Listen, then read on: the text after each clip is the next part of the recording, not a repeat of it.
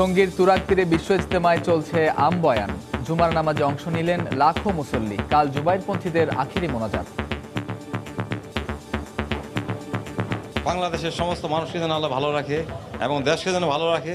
এই পরিবেশ যে এত সুন্দর হয়েছে এটা আমরা কল্পনা করতে পারিনি। আল্লাহ তাআলাকে চিনতে পারে, বুঝতে পারে, ওই এক ফিকিরে ইজতেমার ময়দানে হচ্ছে। নিরাপত্তা নিশ্চিতে সতর্ক আইন শৃঙ্খলা রক্ষা বাহিনী। পর্যাপ্ত এবং সমন্বিত নিরাপত্তা ব্যবস্থা সেটি আমরা নিয়েছি। দেখছিলেন প্রধান শিরোনাম। রাতের সময় সঙ্গে আছি আমি কামরুজ্জামান মামুন এবং আমি সজল মিত্র রিচার্ড। এবার অন্যান্য শীর্ষ সংবাদ। সীমিত আকারে চালু হয়েছে আগুনে ক্ষতিগ্রস্ত সোহরাওয়ার্দীর কার্যক্রম। 4টি ওয়ার্ড অচল, এখনো বিভিন্ন হাসপাতালে চিকিৎসাধীন প্রায় 500 রোগী। শিল্পে গ্যাস সংযোগে কাটছে 10 বছরের অচলাবস্থা। আবেদন করলে 7 দিনের সংযোগ বললেন প্রতিমন্ত্রী। স্বাগত জানালেন ব্যবসায়ীরা। ঠাকুরগাঁওয়ে সংঘর্ষের ঘটনায় গুলিতে নিহতদের বিরুদ্ধেই বিজিবির মামলা। আসামি করা হয়েছে 22 জনকে। নিহতদের স্বজনদের মামলা না নেয়ার অভিযোগ। এবং বরগুনার হরিণঘাটা লালদিয়া সংরক্ষিত বন থেকে অবাধে উজাড় হচ্ছে গাছ। হুমকির মুখে পরিবেশ। বন বিভাগের দিকেই অভিযোগের তীর।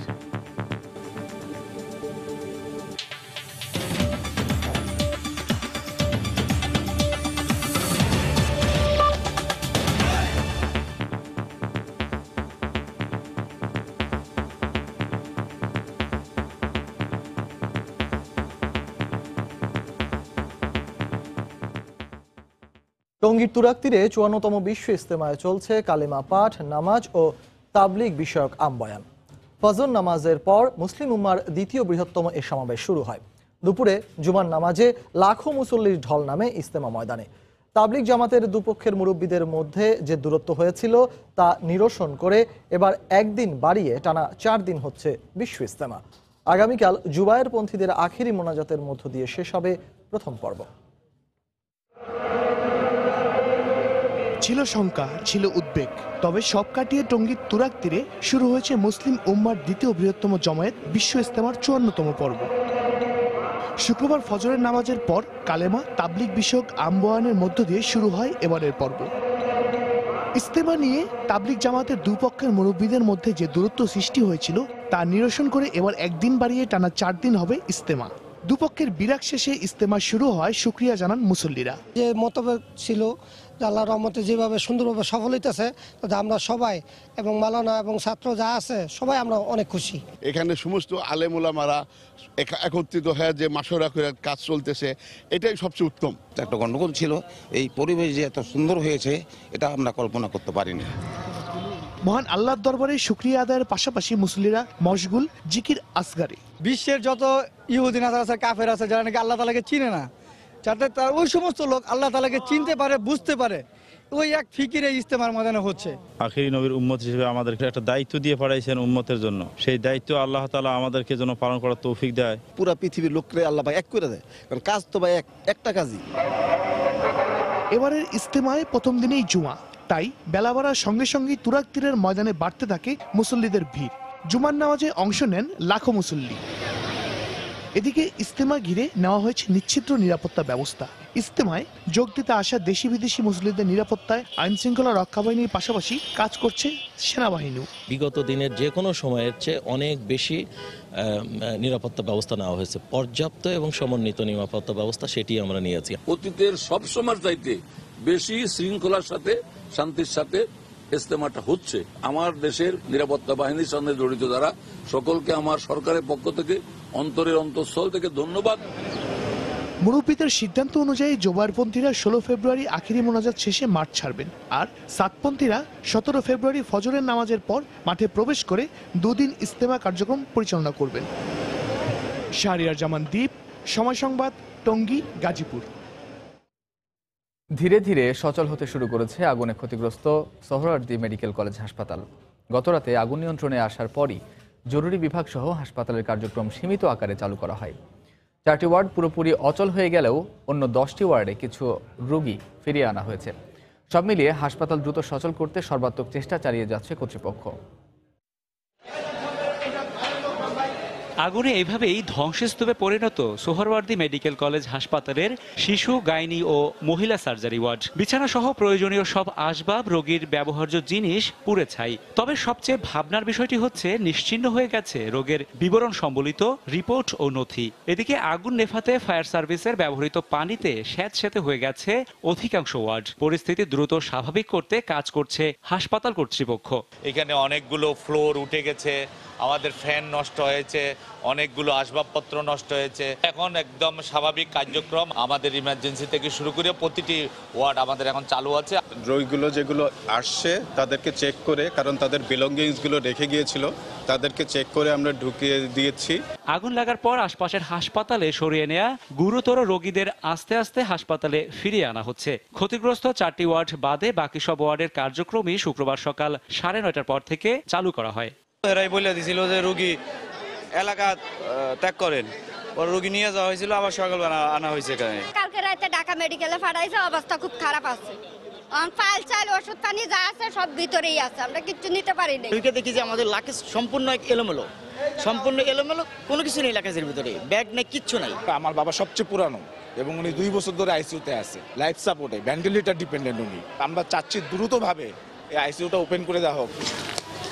বৃহস্পতিবার সন্ধ্যায় রাজধানীর সোহরাওয়ার্দী মেডিকেল কলেজ হাসপাতালের নতুন ভবনের নিচতলার স্টোর রুম থেকে আগুনের সূত্রপাত হয়। এরপর ফায়ার সার্ভিসের 16টি ইউনিটের প্রায় 2.5 ঘন্টার চেষ্টায় আগুন নিয়ন্ত্রণে আসে।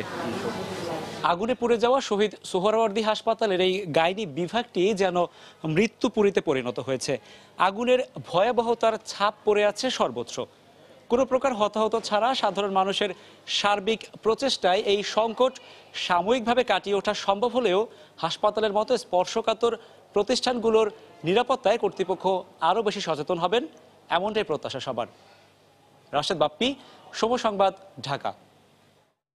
এদিকে এখনও বিভিন্ন হাসপাতালে চিকিৎসাধীন সোহরাওয়ার্দী হাসপাতালের প্রায় 500 রোগী।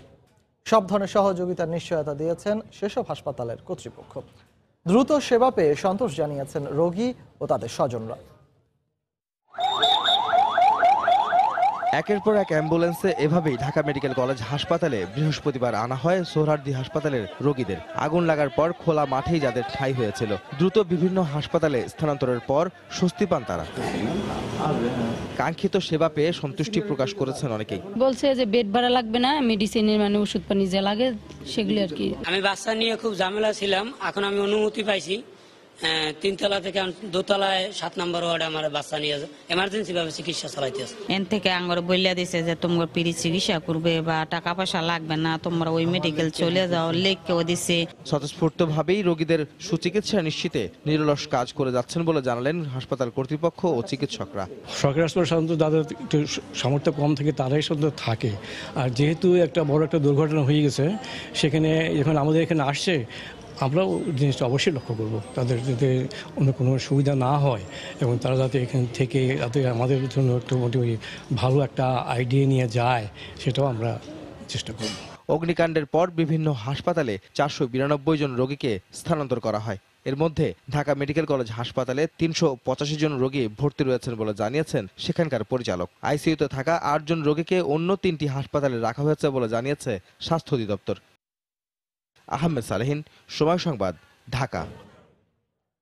রাজধানী সহ সারা দেশেই সিংহভাগ হাসপাতালে নেই পর্যাপ্ত অগ্নি নির্বাপন সুবিধা। তৎক্ষণাৎ আগুন নেভাতে দেয়া হয় না প্রয়োজনীয় প্রশিক্ষণ ও মহড়ার সুযোগ সৃষ্টির পাশাপাশি হাসপাতাল ভবনগুলোর নিরাপত্তা যাচাইয়ে কমিশন গঠনের তাগিদ বিশেষজ্ঞদের। এদিকে স্বাস্থ্যমন্ত্রী বললেন, অগ্নি নির্বাপনে দেশের সব হাসপাতালের সক্ষমতা যাচাই করা হবে। 650 শয্যার ঢাকা শিশু হাসপাতাল, প্রতিটি ওয়ার্ডে একটি করে মোট 62টি অগ্নি নির্বাপক সিলিন্ডার ছাড়া আগুন নেভানোর তেমন কোনো প্রস্তুতি নেই হাসপাতালটির। দীর্ঘ 10 বছরে অগ্নি নিরাপত্তায় বড় কোনো মহড়াও হয়নি। অগ্নি নিবারকের প্রশিক্ষণটা খুব একটা হয় না, এটা হইলে ভালো হয়, সবাই নিলে ভালো হবে। যেমন 2 তলা 3 তলা 4 তলা আছে এরকম, বা সিঁড়ির ব্যবস্থা করা দরকার, যেমন হঠাৎ করে আগুন লাগলে যেন কোনো এরকম উপরে ব্যবস্থা নেওয়া যায় আর কি। এই রেস্কিউ টিমের মাধ্যমে যদি আমরা প্রশিক্ষণ দেওয়া যেতে পারে তাহলে সবচেয়ে বেশি ভালো হয়। প্রিপেয়ার থাকছি যে আফটার ইফেক্টের জন্য, কিন্তু আমরা প্রিভেন্ট করার জন্য আমাদের নজর দেওয়াটা উচিত। বিভিন্ন গবেষণা বলছে কেবল রাজধানীতেই অগ্নি দুর্ঘটনার ঝুঁকিতে রয়েছে 422টি সরকারি বেসরকারি হাসপাতাল ও ক্লিনিক। এর মধ্যে অগ্নি নির্বাপন ব্যবস্থা না থাকায় 174টির অবস্থা সবচেয়ে বেশি ঝুঁকিপূর্ণ। এখনই কার্যকরী ব্যবস্থা না নেওয়া হলে যে কোনো ধরনের বড় দুর্যোগের আশঙ্কা করছেন বিশেষজ্ঞরা। সার্ভে করে কিন্তু আমরা হসপিটাল কর্তৃপক্ষকে জানানো হয়েছে, ওভারঅল কিন্তু যেটা ম্যাক্সিমাম কিন্তু সন্তোষজনক না, ঝুঁকিপূর্ণ অবস্থা আছে। আমরা চেষ্টা করতেছি হসপিটাল কীভাবে ইমপ্রুভ করা যায়। মনে করি জরুরি ভিত্তিতে এগুলোর জন্য একটি কমপ্লায়েন্স কমিশন গঠন করা উচিত, যাতে করে লিফট, গ্যাসের লাইন, বিদ্যুতের লাইন প্রতি বছরের একটা সার্টিফিকেশন ব্যবস্থা থাকা উচিত, যাতে করে প্রতি বছর জনগণ এই সমস্ত কিছু ব্যবহার করার সময় নিশ্চিত থাকতে পারে যে এই সেবাদান কেন্দ্রটি সব ধরনের হুমকি থেকে, বিপজ্জনক অবস্থা থেকে নিরাপদ। এদিকে সোহরাওয়ার্দী হাসপাতাল থেকে শিক্ষা নিয়ে দেশের সব হাসপাতালের অগ্নি নিরাপত্তা ব্যবস্থা যাচাইয়ের পর আধুনিকায়নে কাজ করার কথা জানালেন স্বাস্থ্যমন্ত্রী। পুরনো হয়ে গেছে অনেক হাসপাতাল, আমাদের যে ফায়ার ফাইটিং যে সিস্টেম আছে সেগুলোকে আমরা আরো আগামীতে আধুনিকায়ন আমার মনে করি করার প্রয়োজন। বৈদ্যুতিক যে তার আছে বা যন্ত্রপাতি আছে এগুলো আমরা সব বাংলাদেশের সকল হাসপাতালে আমরা এগুলোকে আবার চেক করাবো। বৃহস্পতিবার রাতে সোহরাওয়ার্দী হাসপাতালে অগ্নিকাণ্ড হাসপাতালগুলোর আগুন মোকাবিলায় প্রস্তুতি নিয়ে আলোচনার জন্ম দিয়েছে। কিছুদিন আগেই বড় ধরনের মহড়া অনুষ্ঠিত হবার পাশাপাশি সবার সম্মিলিত চেষ্টার কারণে হাসপাতালটিতে প্রাণহানি এড়ানো গেছে। মুজাহিদ শুভ, সময় সংবাদ, ঢাকা। রাতের সময় আরো থাকছে। ছুটির দিন বিকেলে 21শে বই মেলায় উপচে পড়া ভিড়, খুদে পাঠকদের মিলন মেলায় শিশু প্রহরে উৎসবের আমেজ।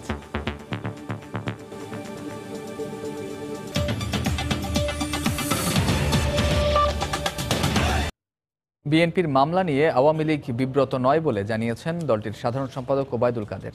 সকালে রাজধানীর ধানমন্ডিতে আওয়ামী লীগ সভাপতির রাজনৈতিক কার্যালয়ের সংবাদ সম্মেলনে তিনি বলেন, স্থানীয় সরকার নির্বাচনে বিএনপি অংশ নেবে কিনা এটা তাদের দলীয় সিদ্ধান্ত। ট্রাইব্যুনালে যদি কেউ মামলা করে নির্বাচন কমিশনের সিদ্ধান্তের পর এই বিষয়টা এখন দায়টা বর্তায় নির্বাচন কমিশনের, তারাই এখন এই বিষয়ে যে আদালতে গিয়ে মোকাবিলা করবে। এখানে আমাদের কিছু করার নেই। বিএনপি দলীয়ভাবে দলীয় প্রতীকে ইলেকশনে অংশ না নিলেও অনেক জায়গায় স্থানীয়ভাবে তাদের স্বতন্ত্র প্রার্থী হিসাবে তারা ইলেকশনের প্রস্তুতি নিচ্ছে। অনেক এই ধরনের খবর আমাদের কাছে আছে। শিল্প কারখানায় উন্মুক্ত করা হচ্ছে গ্যাসের সংযোগ। শিগগিরই বিষয়টি চূড়ান্ত হবে বলে জানিয়েছেন বিদ্যুৎ ও জ্বালানি প্রতিমন্ত্রী নসরুল হামিদ। আর এটি করা সম্ভব হলে বিলুপ্ত হবে গ্যাস সংযোগ অনুমোদনের দায়িত্বে থাকা উচ্চতর কমিটি। নীতিমালার আলোকে আবেদন করলেই সপ্তাহের মধ্যেই শিল্প মালিকরা পাবেন গ্যাস সংযোগ। সরকারের এই উদ্যোগকে স্বাগত জানিয়ে ব্যবসায়ী নেতারা বলছেন, এ সিদ্ধান্ত বাস্তবায়িত হলে বাড়তি গতি পাবে শিল্প খাত। দেবাশিস রায়ের রিপোর্ট। গেল বছরের শেষ দিকে তরলীকৃত প্রাকৃতিক গ্যাস বা এলএনজি যুগে প্রবেশ করেছে দেশের জ্বালানি খাত। বর্তমানে দৈনিক প্রায় 450 মিলিয়ন ঘনফুট গ্যাস যুক্ত হচ্ছে জাতীয় সঞ্চালন গ্রিডে, যদিও লক্ষ্যমাত্রা ছিল 1000 ঘনফুট। দেশজ গ্যাসের উৎপাদন স্বল্পতায় গত 10 বছরে শিল্প প্রতিষ্ঠানে সংযোগ প্রদানে স্থিতাবস্থা রয়েছে। বিদেশ থেকে আমদানি করা এলএনজির ভরসায় শিল্পে গেল 2-3 বছর থেকে বন্ধ থাকা গ্যাস সংযোগের সুযোগ খুলছে ক্রমেই। তবে সরকারের উচ্চ পর্যায়ের কমিটির হাত ধরে সংযোগ পেতে অপেক্ষা করতে হয় বছরের পর বছর। 2021 সালের আগেই মধ্যম আয়ের অর্থনীতির কাতারে দেশকে নিয়ে যেতে ঘটাতে হবে শিল্পের প্রসার। আর তাই এই খাতে গ্যাস সংযোগ সহজীকরণে সরকার মনোযোগী বলে জানালেন প্রতিমন্ত্রী। ইন্ডাস্ট্রিতে আমার মনে হয় এখন আর কোনো কমিটি না, সরাসরি আমরা যারা অ্যাপ্লাই করবে টোটালি যেভাবে আগে আমরা গ্যাস লাইন পারমিশন দিতাম বিগত দিনগুলিতে যত দ্রুত সম্ভব ইন্ডাস্ট্রিতে গ্যাস লাইন দেওয়া উচিত। শিল্প খাতে নিরবচ্ছিন্ন গ্যাস সরবরাহ করতে চায় সরকার, আর তাই এক্ষেত্রে মূল্য আরো বাড়বে বলেও জানালেন নসরুল হামিদ। আমি মনে করতেছি যে এবার একটা বড় মুভ হবে ইন্ডাস্ট্রি ইনভেস্টমেন্টের জায়গায়। তো মুভ হলে পরে সেই পেইসে আমাদের থাকতে হবে। আবার এগুলিকে নিয়ে এরকম ব্যুরোক্রেসির মধ্যে ফেলি তাহলে নিরুৎসাহিত হয়ে যায়। একটা পলিসি গাইডলাইন থাকবে, এভাবে তারা অ্যাপ্লাই করবে, 7 দিন 10 দিনের মধ্যে কানেকশন পেয়ে যাবে। এদিকে সরকারের এই উদ্যোগে আশাবাদী দেশের ব্যবসায়ী মহল। তাদের দাবি, শিগগিরই কার্যকর করা উচিত নতুন গ্যাস সংযোগ নীতিমালা। যত কমিটি আপনি কমিয়ে আনবেন ততই ব্যবসা বাণিজ্য করার জন্য সহজীকরণ হবে। আমাদের প্রয়োজন যদি মিটাতে পারে, তখন কন্টিনিউয়াসলি যদি আমার ইন্ডাস্ট্রিটা চলে, তখন কিন্তু দাম যদি 2 টাকা বেশিও নেয়, তাহলেও কিন্তু ওই মালিকের কোনো ক্ষতি হবে না। যত দ্রুত সম্ভব বিদ্যুৎ ও শিল্প খাতে নিরবচ্ছিন্ন জ্বালানি সরবরাহ করতে চায় জ্বালানি বিভাগ। দেবাশিস রায়, সময় সংবাদ, ঢাকা। সুনামগঞ্জে হাওড়া অঞ্চলে ফসল রক্ষা বাঁধের কাজে আশানুরূপ অগ্রগতি হয়নি, তাই কাজ শেষ না হওয়া পর্যন্ত প্রকল্প বাস্তবায়ন কমিটিকে টাকা না দেওয়ার নির্দেশ দিয়েছেন পানি সম্পদ প্রতিমন্ত্রী জাহিদ ফারুক। সকালে তাহিরপুরে সাংবাদিকদের কথা বলেন তিনি। এর আগে মাটিয়ান হাওরের বিভিন্ন এলাকা পরিদর্শন করেন প্রতিমন্ত্রী। এ সময় বাঁধ নির্মাণে সঠিক নীতিমালা না মেনে চলায় ক্ষোভ প্রকাশ করেন তিনি। এ সময় তার সঙ্গে জেলা প্রশাসক মোহাম্মদ আব্দুল আহাদ সহ পানি উন্নয়ন বোর্ডের ঊর্ধ্বতন কর্মকর্তারা উপস্থিত ছিলেন। গত বছরের 30 ডিসেম্বর শুরু হয় ফসল রক্ষা বাঁধের নির্মাণ কাজ। এবছরের 28 ফেব্রুয়ারি এই প্রকল্প বাস্তবায়নের কথা থাকলেও মাত্র 70% কাজ শেষ হয়েছে। কাজটা যেভাবে আশা করেছিলাম সেরকম কাজটা হয়নি। এটার জন্য আমাদের যারা এখানকার যে দায়িত্ব যে সমস্ত ইঞ্জিনিয়াররা যারা আছে তাদেরকে আমি আরো সচেতন হতে বলেছি। যেভাবে কাজ হয়েছে এই কাজের উপরে কোনো আমরা পিআইসিকে কোনো আমরা টাকা দেব না। বরগুনার হরিণঘাটা লালদিয়া সংরক্ষিত বন থেকে অবাধে উজাড় হচ্ছে গাছ। এতে হুমকির মুখে পড়েছে পরিবেশ। অভিযোগ রয়েছে বন বিভাগকে হাত করেই প্রতিনিয়ত বন থেকে গাছ কাটছে একটি চক্র। তবে বরাবরের মতো জনবল স্বল্পতার দোহাই বন বিভাগের। রিপন মালির ক্যামেরায় বিস্তারিত MA আজিমের রিপোর্টে। জলবায়ুর বিরূপ প্রভাব মোকাবেলা ও পরিবেশের ভারসাম্য রক্ষায় বরগুনার পাথরঘাটা সমুদ্র উপকূল জুড়ে গড়ে তোলা হয়েছে হরিণঘাটা লালদিয়া সংরক্ষিত বনাঞ্চল। সংরক্ষিত বনে প্রবেশ নিষেধ হলেও বনে ঢুকতেই হাতে দা সহ দুজনের সাথে দেখা। তাদের দাবি জ্বালানি কাঠ সংগ্রহের জন্য বনে এসেছেন। সরকারি বন, এটা ঢোকার জন্য নিষেধ, কিন্তু আমরা ওইলে রান বুকি দিয়ে আমরা এই জায়গায় থাই তো জালবা এই জায়গায় এই জন্য। জ্বালানি কাঠ সংগ্রহের নামে প্রতিনিয়ত যে বনের বিভিন্ন প্রজাতির গাছ কেটে নেওয়া হয় তার ছাপ পড়ে আছে পুরো বন জুড়ে। সদ্য কেটে নেওয়া গাছের গোড়া ও কাটা গাছ পড়ে আছে বিভিন্ন স্থানে। বনের কিছু দূর যেতেই পাওয়া গেল আরেক দলকে। তাদের দাবি সামান্য টাকা বা বাজার করে দিলেই বনরক্ষীরা ম্যানেজ হয়ে যায়। এই তো বোর্ডে মনে করেন খাবার মাছ টাছ দি ফুর্তি আনন্দ এই দুগো দাও বোর্ডের তো টোকাই কাজ করে ইয়া খেত কামার, কিন্তু এখন দুগো ডান্স হয়ে যাবো, ওই জন্য দুগো ওই হুক না লাকড়ি আমরা ওই হুলামুল ওই নিতে আসি। তবে জনবল স্বল্পতার দোহাই দিয়ে বনদস্যুদের বিরুদ্ধে মামলা করা হচ্ছে বলে জানান বন বিভাগের এই কর্মকর্তা। বাধা আমরা দিচ্ছি। আমাদের জনবল যেমন 10,000 একর উপরে হলো লালদিয়া চরটা, সেখানে জনবল আছে 6 জন। ওরা অনেক সময় না বলে ঢুকে পড়ে, সেটা আমরা ধরা পড়লে আমরা ঠিকই বন মামলা দেই, তাদের বিরুদ্ধে আইনানুগ ব্যবস্থা নেই। এইটা একেবারে ওপেন ওইভাবে না। বরগুনার পাথরঘাটা উপজেলায় প্রায় 20,000 হেক্টর বনভূমি পাহারার জন্য 26 জন বন কর্মকর্তা ও কর্মচারী রয়েছে।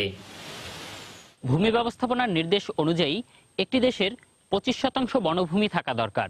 বন বিভাগের দাবি বাংলাদেশে বনভূমির পরিমাণ 17%। সে হিসেবে এখনো 8% বনভূমি দরকার এদেশে। তবে নতুন করে বনায়ন তো দূরের কথা, যা আছে তা রক্ষায় উদাসীন বন বিভাগ। MA আজিম, সময় সংবাদ, বরগুনা। ঠাকুরগাঁওয়ে বিজিবি গ্রামবাসী সংঘর্ষে 3 জন নিহতের ঘটনায় নিহত 2 জন সহ 22 জনের নাম এবং অজ্ঞাত 250 জনের বিরুদ্ধে 2টি মামলা করেছে বিজিবি। মামলায় ইউনিয়ন স্বেচ্ছাসেবক লীগ সভাপতির নামও রয়েছে বলে নিশ্চিত করেছে পুলিশ। এতে চরম আতঙ্কে আছেন বহরমপুর গ্রামের মানুষ।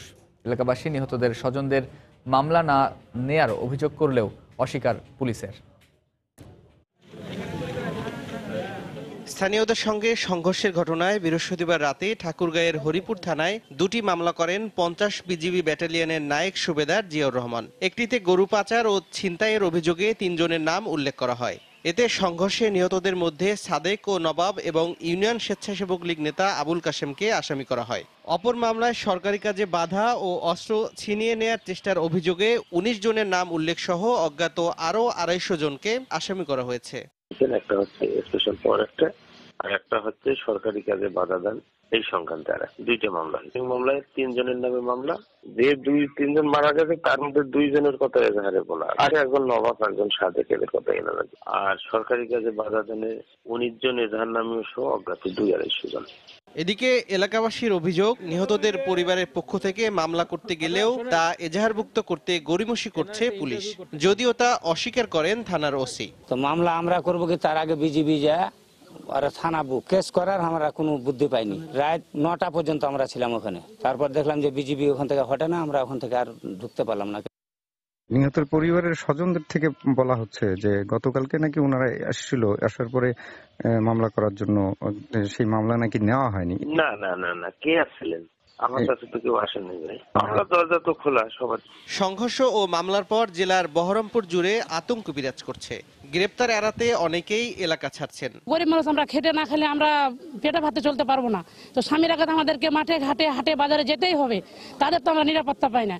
এখন আমাদের খাওয়া দাওয়া সব বারণ হয়ে গেছে, এখন কেমন করে বাড়িতে রহবো আমরা খুব চিন্তাতে পড়ে গেছি। এই বিজিবির সুষ্ঠু বিচার চাই, সুষ্ঠু শাস্তি চাই। আমরা টাকা পয়সা কিছু চাই না, আমরা শুদ্ধভাবে আমরা শাস্তি চাই। আবার যদি এদের স্বামীদেরকে ধরে নিয়ে চলে যায়, ছেলেদের ধরে নিয়ে চলে যায়, এরা আবার কিভাবে কি করবে? এখন তো আমরা দেশে বসবাস করতে হবে, আমরা শান্তি চাই, এটা সরকারের কাছে আমরা বিচার চাই। গরু চোরাচালানের অভিযোগে গত মঙ্গলবার বহরমপুর গ্রামবাসীর গরু জব্দ করার সময় এলাকাবাসীর সঙ্গে বিজিবির সংঘর্ষ হয়। এ সময় এলোপাতাড়ি গুলি চালায় বিজিবি, এতে 3 জন নিহত হন। সময় সংবাদ, ঠাকুরগাঁও। ঠাকুরগাঁও জেলার হরিপুর সীমান্তে নিরীহ মানুষকে চোরা কারবারে বাধ্য করার অভিযোগ উঠেছে। গ্রামবাসীর অভিযোগ, যখন তখন কৃষকের ঘর থেকে গরু তুলে নিয়ে যাওয়া হয়, ছাড়িয়ে আনতে হয় টাকা দিয়ে। তবে ফোনে 50 বিজিবির পরিচালক জানান, এই চোরা কারবারের পেছনে দূর থেকে কলকাঠি নাড়েন সুবিধাভোগী কতিপয় রাজনৈতিক নেতা। শাকিল মাহমুদের ক্যাবিনায় রিপোর্ট করছেন রতন সরকার। হরিপুরের বহরমপুর সীমান্তের গ্রামগুলোতে বসবাসকারী মানুষের অভিযোগ, বিজিবির অসাধু একটি অংশের ছত্রছায়ায় হরিপুর সীমান্তে হচ্ছে চোরাচালান। স্থানীয় ভাষায় লাইন খাওয়ার মাধ্যমে বিজিবি গরু ছাড়াও নিষিদ্ধ ফেন্সিডিল, ইয়াবা, শাড়ি কাপড়, জিরা সহ চোরাচালানের বিভিন্ন পণ্য ছেড়ে দেয়। বিডিআর তো লাইন দিচ্ছে, টাকা নিচ্ছে, ছাড়ে দিচ্ছে, আবার বেলা করতে দিচ্ছে। বিডিআর লাইন খায় মানুষ গরুর, এবং দূর থেকে তাদের সোর্স দিয়ে মনে করে গরু নিয়ে যায়। তারা মনে করেন যে প্রতিটা কোন দিক দিয়ে গরু আসে সব কিছু জানে, আর টাকা নিয়ে তারা এই ব্যবসা চালাচ্ছে। বিলাক চোরকার বাড়ি, এরা লাইন দিচ্ছে, আবার টাকা খাচ্ছে, দিয়ে আবার গরু ফাঁসাচ্ছে, ধরছে। এদের একটা কাহিনী, ওরা সহযোগিতা করতেছে। আমাদের মনে হচ্ছে ওরা সহযোগিতা না করলে বেলাক গরু চোর চালানি এগুলো হবে না। গ্রামবাসীর অভিযোগ, যখন তখন হানা দিয়ে কৃষকের ঘর থেকে গরু তুলে নিয়ে যাচ্ছে বিজিবি সদস্যরা। টাকা দিয়ে কেউ কেউ গরু ফেরত পেলেও ফিরে পান না বেশিরভাগ গরিব কৃষক। 5-7 মাস ধরে ওনারা এইভাবে বাড়িতে গিয়ে গরু ধরে নিয়ে আসতেছে। কার কাগজ আছে, বৈধ কি না অবৈধ, সেটা কিন্তু তারা দেখে না। বিজেপির লোক মানে ওরা গরু ধরে ঠিক, কিন্তু লাইনও খায়, টাকা দিলে গরু ছাড়ে। সন্ধ্যা 7টা থেকে মানুষকে বাড়ি থেকে বাইরে রাস্তায় দেখলে বলে যে বেটা ভিতরে যা। আমাদের তো বাড়ির গরু, এগুলো আমরা কিনে নিচ্ছি বাজার থেকে। এই বাড়ির গরুগুলো তারা চিন্তা করে নিয়ে যাচ্ছে বিজিবির লোকজন। 4 মাস থেকে গরু পুষতেছে, অথচ গরু উঠে নিয়ে যাচ্ছে। গরু নিয়ে যেতে দিবে 4 মাসের পোষা গরু, অথচ চলে যাবে 5,000 টাকা দিলে, তখন 20,000 দিলে তখন ছাড়ে দেয়। কৃষকের আমরা ওই গরু সবাই গিয়ে ওখানে নিয়ে আসি। আমি একটা কথা বলছিলাম যে আপনারা তো ওই বর্ডারে আপনারা তো ডিউটি করেন, তো গরু কেমনে আসে?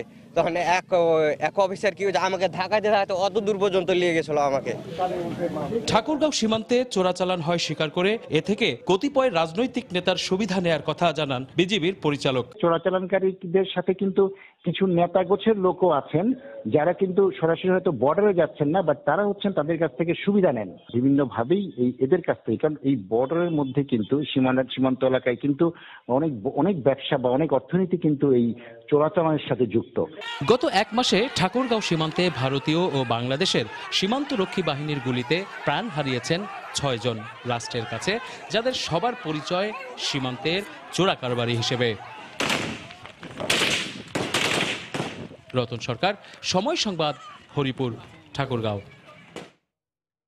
টাকা ও স্বর্ণালঙ্কারের লোভেই ইডেন কলেজের সাবেক অধ্যক্ষ মাহফুজা চৌধুরী পারভিনকে হত্যা করা হয়। আর এই হত্যাকাণ্ডে গৃহকর্মীরা জড়িত। দুপুরে রাজধানীর নিউ মার্কেট থানায় সংবাদ সম্মেলনে এ তথ্য জানায় পুলিশ। আটককৃত স্বপ্না আক্তার হত্যাকাণ্ডের কথা প্রাথমিক জিজ্ঞাসাবাদে পুলিশের কাছে স্বীকার করেছে। পুলিশ জানায়, মাহফুজা চৌধুরীর বাসায় গৃহকর্মী সরবরাহকারী রুনুর দেয়া তথ্য অনুযায়ী নেত্রকোনার মদন থেকে গতরাতে স্বপ্নাকে গ্রেফতার করে পুলিশ। এ সময় তার কাছ থেকে একটি স্বর্ণের চেইন ও ৭,০০০ টাকা উদ্ধার করা হয়। মামলার এজাহারভুক্ত অপর আসামি রেশমাকে গ্রেফতারে অভিযান চলছে বলে সংবাদ সম্মেলনে জানানো হয়। এখন পর্যন্ত এ মামলায় ২ এজাহারভুক্ত আসামিকে গ্রেফতার করা হয়েছে।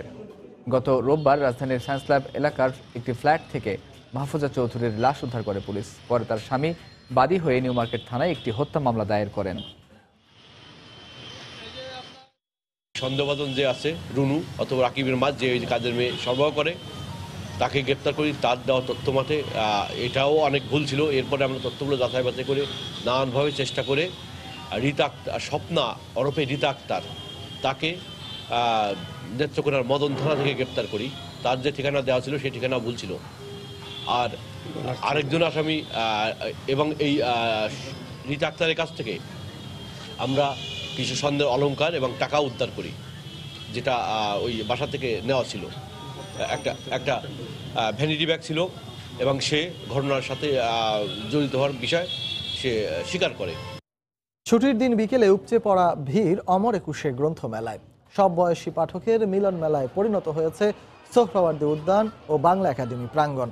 আজ মেলার ১৫তম দিন। যতই সময় গড়াচ্ছে বই কেনার সংখ্যাও বাড়ছে। ছুটির দিন হওয়ায় অনেকেই পরিবার নিয়ে মেলায় যান। অনেক প্রকাশনীতেই দেখা যায় লেখকদের অটোগ্রাফ দিতে। সামনের দিনগুলোতে বই বিক্রি আরও বাড়বে বলে প্রত্যাশা প্রকাশকদের।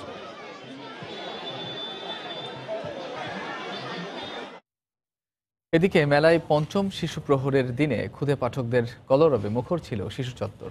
পাশাপাশি কৈশোর তারুণ্যের চতুর্থ আয়োজনে কৈশোর তারুণ্যের কর্নারে আজ শিশুদের জন্য লোকসংস্কৃতি গবেষক ডক্টর আশরাফ সিদ্দিকীর শিশুতোষ রচনা পাঠ করা হয়।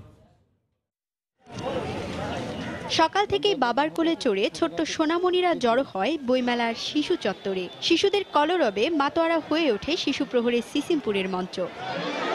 রঙিন করে সাজানো চত্বরে শিশুরা ব্যস্ত হয়ে পড়ে নানা রকম বই নিয়ে। কারো হাতে ছড়া বই, কারো বা পছন্দের কমিক্স, কেউ বা আবার কিনছে রূপকথার বই। ছড়ার কবিতা বেশি লাগে। তাঁতি বাতি ব্যাঙে বাসা ক্ষুধা ব্যাঙে চা তাই দাই গাঙ্গাই তাইতে নাইতে নাই। কমিক্স কিনতে আসছি আর ওখান থেকে ছোট ভাইয়ের জন্য কালারিং বই কিনতে আসছি। তবে শিশু চত্বর নিয়ে খানিকটা অভিযোগের সুর ছিল ছোট্ট শিশু পাঠকদের কণ্ঠে। শিশু চত্বরটা অনেক ছোট করেছিল, বই মেলাটা বড়, আরো বড় হয়েছে এগুলো, কিন্তু আরেকটু বড় হতে হবে। এই জায়গায় বাচ্চারা নাচানাচি করে, সেই জায়গাটা খুব ছোট। লেখকরা বলছেন কেবল কার্টুন আর রঙিন প্রচ্ছদেই নয়, শিশুদের জন্য প্রয়োজন বাস্তবধর্মী বইয়েরও। এই বইগুলোর ভেতরে সেই বাস্তবতাগুলো আরো বড় করে আসতে হবে, অর্থাৎ পরিবেশ বান্ধব করার থেকে শুরু করে একেবারে দৈনন্দিন জীবনে যে কাজগুলো, নিয়মানুবর্তিতাগুলো, স্কুলের যে শিক্ষার বিষয়গুলো, দেশের সংস্কৃতি, দেশের গান, দেশের কবিতা, এইগুলো যেভাবেই হোক আস্তে আস্তে তুলে আনা দরকার। তো সেই জিনিসগুলো গবেষণা করে আমরা ওদের সামনে তুলে ধরবো। শিশুর বেড়ে ওঠা বইয়ের মধ্য দিয়ে হওয়া উচিত বলে মনে করছেন অভিভাবকরা। আমরা অনেক সময় অতিক্রম করেছি। আমাদের যদি ভবিষ্যৎ প্রজন্মকে গড়তে হয় তাহলে বাচ্চাদের মতো করে চিন্তা করে বই লিখতে হবে। বই পড়া সম্পর্কে তার আগ্রহটা তৈরি করা। আর বইমেলাতে একসাথে অনেক ধরনের বই পাওয়া যাচ্ছে এবং এই শিশু প্রহরে নিয়ে আসার কারণ হচ্ছে শিশু প্রহরে সব বাচ্চারা থাকবে, বাচ্চাদের সাথে ও মিশবে। এদিকে কৈশোর তারুণ্য বইয়ের চতুর্থ আয়োজনে শিশুদের জন্য লোকসংস্কৃতি গবেষক ডক্টর আশরাফ সিদ্দিকীর শিশুতোষ রচনা পাঠ করে শোনান তার মেয়ে ডক্টর তাসনিম সিদ্দিকী। শিশুদের সংস্কৃতি বিকাশে দেশীয় লেখকদের বই বেশি প্রকাশ হওয়া প্রয়োজন বলে মনে করছেন বইমেলায় ঘুরতে আসা অভিভাবকরা। পিঙ্কি আক্তার, সময় সংবাদ, ঢাকা। এ পর্যায়ে শীর্ষ সংবাদ জানিয়ে দিচ্ছি আরেকবার।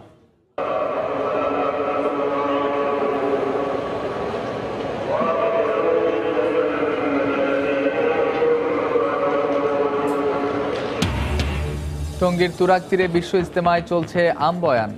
জুমার নামাজে অংশ নিলেন লাখো মুসল্লি। কাল জুবাইরপন্থীদের আখেরি মোনাজাত, সতর্ক আইন শৃঙ্খলা রক্ষা বাহিনী।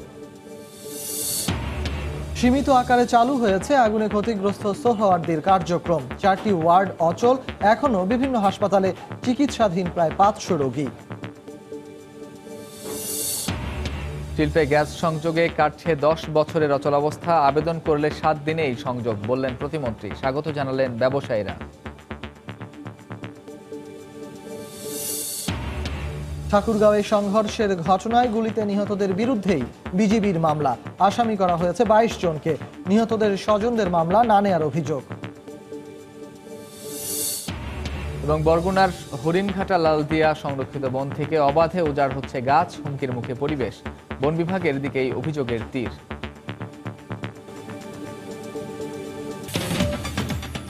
এই ছিল রাতের সময়ে। আপনার মোবাইলে সময় সংবাদ দেখতেও সব খবর পেতে ডাউনলোড করুন সময় অ্যাপ। আর সঙ্গে থাকুন সময়ের।